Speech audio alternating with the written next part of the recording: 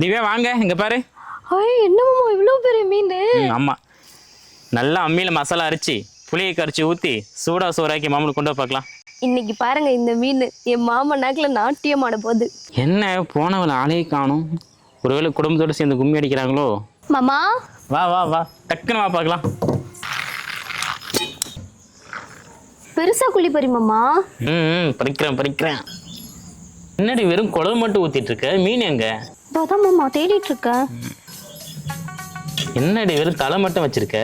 வால் piece மாமா பாதி தான் இருக்கு. தலைவால் மட்டும் இருக்கு, மற்ற பீஸ்லாம் எங்க? இல்லை மாமா, டேஸ்ட் பார்க்க ஒரே ஒரு பீஸ் எடுத்து சாப்பிட்டேன்னா அப்புறம் என்ன மாதிரி இந்த வீட்டில் எல்லாருமே டேஸ்ட் பார்த்தாங்க மாமா. என் மாமா நாக்கில் நாட்டியம் ஆட போகுது. அப்பவே நினைச்சேன், நாக்கில் நாட்டியம் ஆடுன்னு சொன்னியே, நல்லா அடிச்சு போ.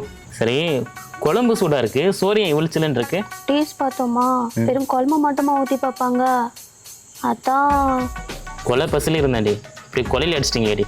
மாமா நாளைக்கு நண்டு எடுத்துன்னு வர சொன்னீங்களே, உனக்கு நொட்டுவாங்க.